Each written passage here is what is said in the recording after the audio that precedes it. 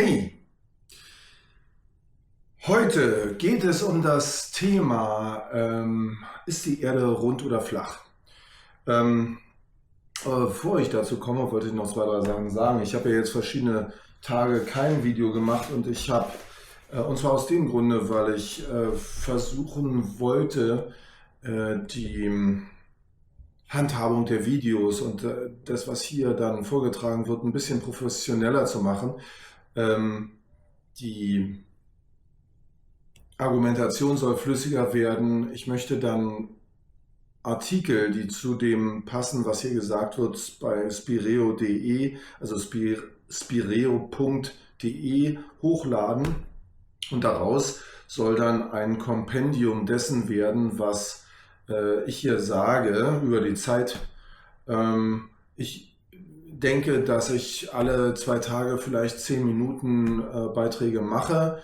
Das ist also eine ganze Menge Arbeit, muss man sagen, weil man macht das also hier, dann wird ein Skript draus oder beziehungsweise das Skript ist schon da und man macht aber noch einen Artikel draus. Man macht Bilder dazu und das Ganze wird dann also ins Internet hochgeladen und mit Überschriften und Tags und allem drum und dran. Das dauert immer ganz schön lange. Deshalb habe ich also versucht, einen Workflow zusammenzustellen, der das Ganze möglich macht. Ich bin mir ja auch gar nicht so sicher, ob das hier viele Menschen überhaupt verstehen, was ich hier mache, weil klingt sehr strange, das verstehe ich schon, und es ist schwer zu verstehen. Ich hoffe, dass ich doch einige ansprechen kann. Es ist ja im Grunde die Überzeugung der Wissenschaft, dass das mit der Materie, so wie wir uns das vorstellen, im Grunde so nicht funktionieren kann. Und der Spiritualismus ist eben dieser Überzeugung, dass es die Materie in dem Sinne eigentlich überhaupt nicht gibt. Aber was daraus für Folgen entstehen, das ist doch sehr, sehr weitreichend, muss man sagen. Und ich meine, bloß mal jetzt als Beispiel, wenn man also sagt, dass es diese äußerliche Welt mit ihren festgelegten Einheiten in Form von Materie in der Form gar nicht gibt, sondern dass wir eher wie in ein Kaleidoskop aus Bewusstsein schauen, dann ergeben sich da sehr, sehr weitreichende Folgen, die also ich versuchen will, hier nacheinander anzusprechen. Ich will nicht versuchen, es zu lösen, irgendwie, dass man sagt, ja, dann hat man also natürlich dies und jenes, sondern ich möchte diese Themen ansprechen, sodass Menschen vielleicht drüber nachdenken können selber und dann zu eigenen Schlüssen kommen. Ich hielte das für sehr, sehr interessant. Wenn man also in ein Gesamtbewusstsein schaut, dann ist das Bild eher das, dass nicht viele Beobachter etwas beobachten, sondern dass sich aus der Beobachtung im Sinne von, ich hatte es Ich-Universen genannt, also dass sich aus der Kreation vieler Teile ein Ganzes ergibt. Also so ähnlich wie ich das hier bei diesem Bild mit lauter Augen quasi versucht habe darzustellen, wenn die Augen, die also kleine Einheiten von Bewusstsein sind, in die Welt schauen, oder sagen wir mal, wenn sie ein kleines Teil vom Bewusstsein bilden, daraus ergibt sich dann das Gesamtbild. So ähnlich wie man das bei Hologrammen hat, wo man also ein räumliches Bild hat und ein Teil dieses Hologramms beinhaltet immer die Information des Ganzen. Des Ganzen, wenn auch in etwas unscharfer Form, wie man so sagt. Oder, ich habe noch ein anderes Beispiel, ein Fraktal. Ein Fraktal ist im Grunde ein Bild, das aus einer ständigen Wiederholung einer mathematischen Formel gewonnen wird. Und man sagt, dass zum Beispiel so ein Blumenkohl, ein Romanesco-Blumenkohl, ich hoffe, das kann man sehen, so aussieht wie Bilder aus einer Fraktalberechnung, in dem sich das Kleine also ein kleiner Teil des Blumenkohls immer wiederholt und dann so aussieht wie das Ganze. Das ist sozusagen ein Vergleich. Und was dazu passt, ist im Grunde, also wenn wir das Bewusstsein so sehen, dass es im Grunde vieles sein kann, alles sein kann, dann haben wir ja heute die Überzeugung gewonnen, dass die Erde rund ist. Und ich will das jetzt nicht in irgendeiner Weise in Frage stellen, dass das die beste und wunderbarste Erklärung ist, die man haben kann, zumal man es beobachtet aus dem Weltraum und so weiter. Aber es ist doch ähm, es ist doch hier eine Entwicklung sichtbar, dass man sagt, also früher haben die Menschen gedacht, die Erde sei flach, das lag nahe, sie sieht ja erstmal flach aus und man hatte nicht die Möglichkeit, sie mit Schiffen zu umrunden oder man hatte auch nicht die Möglichkeit, sie aus dem Weltall zu sehen. Ähm, Ich will nochmal erinnern, ich hatte das schon ein paar Mal, glaube ich, angebracht an die Aussage von Einstein in einem Interview, in dem er sagte, dass es nicht unbedingt gesagt sei, dass die kürzeste Strecke zwischen zwei Punkten eine Gerade ist. Und gefragt, was er denn damit meine, sagte er, dass es Völker im Südpazifik gibt, die glauben, dass der kürzeste Weg zwischen zwei Punkten eine geschwungene Linie ist. Ich weiß jetzt nicht, wie diese Völker wohl darauf kommen mögen. Ich weiß es nicht. Aber ich weise darauf hin, dass der Einstein damit meinte, dass es letzten Endes auf das Bewusstsein ankommt und auf die Denkvoraussetzungen, die man hat, um sich die Welt zu erklären. Und daraus leitet sich dann alles Weitere ab. So wie er das auch mal sagte in Bezug auf wissenschaftliche Versuche. Er sagte, wenn man einen Versuch macht, dann hängt das Ergebnis dessen davon ab, wie man den Versuch vorbereitet. Und wie man ihn vorbereitet, hängt wiederum davon ab, welche Annahmen man hat bezüglich des Ausgangs. Das heißt, man kann gar nichts anderes erreichen, als dass man einen Ausgang hat im Sinne dessen, was man angenommen hat. Ich vergleiche das jetzt mal zum Beispiel mit einem Würfel. Man nimmt also einen Würfel, der ja schon so gebaut ist, dass er nur 6 Flächen hat, und lässt ihn rollen und eine von diesen 6 Flächen zeigt dann nach oben. Was also nicht der Ausdruck eines perfekten Zufalls ist, sondern es ist eine von 6 Möglichkeiten, die man vorangenommen hat. Das Ganze, was dahinter steckt, wenn ich das so sage, ist natürlich, dass man davon ausgehen kann, dass das, was wir heute annehmen, ebenso ein Verfallsdatum hat, wie das, was wir in der Vergangenheit möglicherweise geglaubt haben. Und man kann das ja, und dann ist natürlich die Frage, in welche Richtung wird sich das Bewusstsein entwickeln. Meine persönliche Meinung ist, dass es irgendwo keinen anderen Weg gibt, als irgendwann so eine Art Denkrichtung anzunehmen wie den Spiritualismus, der halt viele Wahrheiten für möglich hält und für gegeben im Grunde, der allerdings den Menschen beschränkt sieht auf eine spezifische Wahrheit, weil der Mensch ist eben eher eine Perspektive als ein auf eine Welt sehen der Gott. Der Mensch als Perspektive in einer Welt, die vieles sein könnte, und er selber ist festgelegt, aber die Welt nicht in ihren Möglichkeiten. Während es im Materialismus im Grunde genau andersrum erscheint. Die Menschen sehen auf die Materie hat wenige Möglichkeiten, sie hat nur eine Möglichkeit, wirklich zu sein, und der Mensch erfasst das.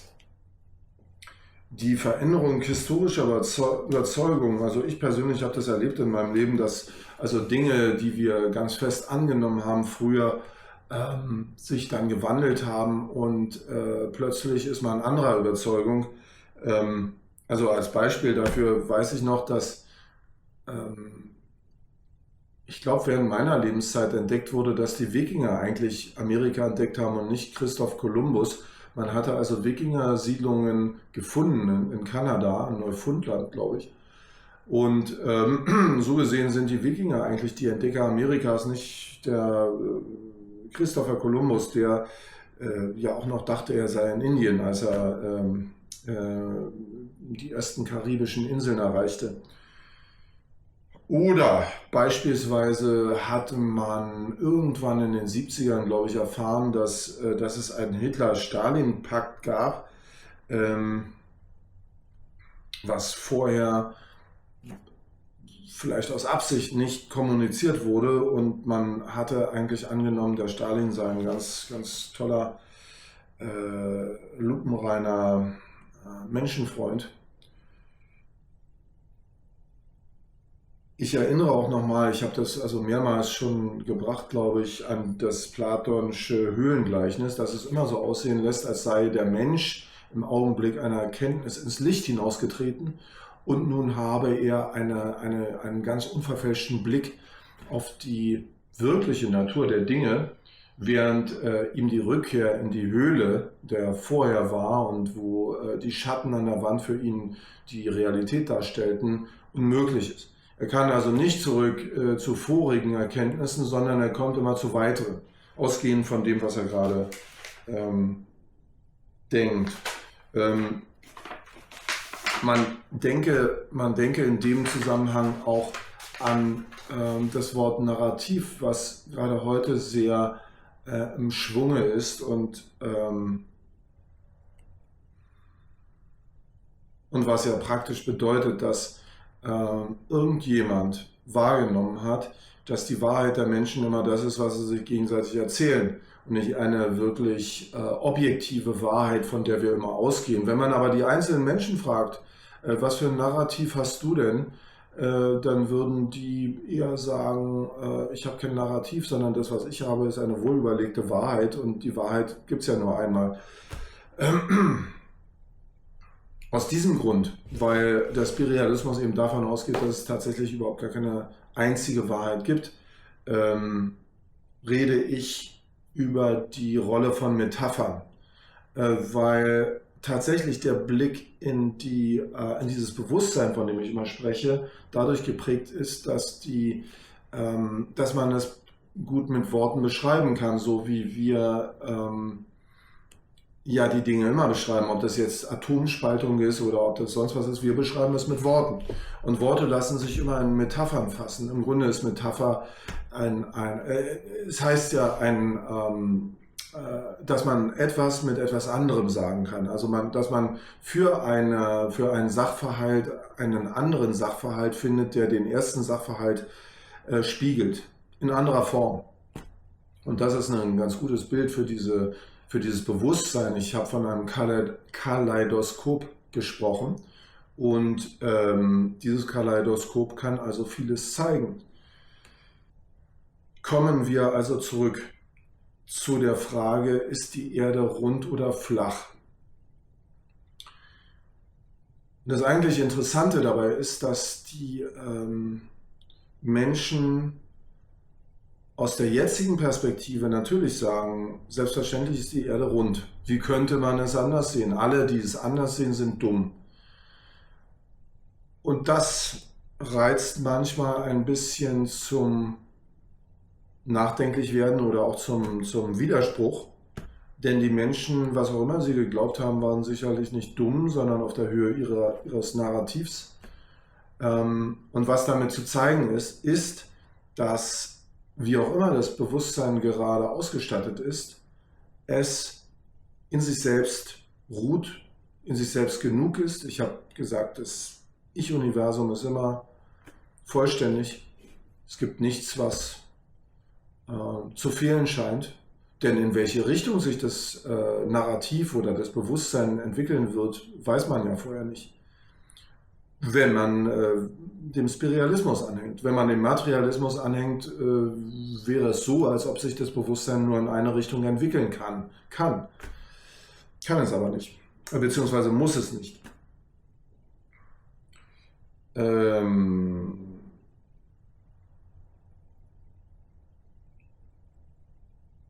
Ja, und was natürlich, was natürlich das Ganze schwierig macht, ist die Argumentation, warum funktioniert denn dann unsere Welt? Warum funktioniert denn dann unsere Wissenschaft, wenn sie gar nicht eine einzige Wahrheit verfolgt, sondern im Grunde auf eine unendliche Vielfalt von Weisen gedacht werden könnte? Das ist natürlich etwas, was wirklich ein ganz anderes Denken erfordert als dieses Materialistische. Und das ist eben auch, was ich vorhin meinte, dass man den Spiritualismus schwer in materialistischen Termini erklären kann, wenn man das überhaupt erklären kann. Im Grunde hätte man, wenn man den Spiritualismus erklären will, als eine Form, die wir sehen können vom Bewusstsein, und es könnte ganz viele andere geben, die Konsequenz, dass man sagen würde, ähm, die Wissenschaft funktioniert vielleicht auf eine ganz ähnliche Art und Weise, wie man zum Beispiel Wünsche ans Universum sendet. Im spirituellen Bereich ist es ja eine etablierte Wahrheit, dass tatsächlich Dinge, an die man denkt, wahr werden können mit einer höheren Wahrscheinlichkeit, als man denkt. Man denkt, die Wahrscheinlichkeit, dass Wünsche ans Universum wahr werden können, liegt bei null, weil das Universum hört auf keine Wünsche oder so. Tatsächlich ist es aber so, dass da eine gewisse Wahrheit drin liegt, und auch der C.G. Jung, also der Carl Gustav Jung, hatte von einer Synchronizität gesprochen, von Ereignissen. Wenn man an eine bestimmte Sache denkt, dann gibt es eine gewisse Wahrscheinlichkeit, dass man diese Sache in seiner Umgebung bald entdecken wird. Und vieles andere. Ich möchte diese Geschichte mit der runden Welt und der flachen Welt für den Moment genug sein lassen. Ich hatte ja gesagt, ich möchte kurze Beiträge bringen, die zum Nachdenken anregen. Und es ist ja nicht so, dass ich nun für alles eine Erklärung hätte, aber ich habe hoffentlich einige Ideen und Fantasien, sich das vorzustellen, was es bedeutet, wenn man auf diese Definition der Materie, wie wir sie haben und wie wir es verstehen, verzichten würde und der spiritualistischen Sichtweise anhängen würde, und möchte somit erstmal schließen. Bis zum nächsten Mal. Betätigt bitte die Glocke und abonniert den Kanal, und ich freue mich auf das nächste Mal.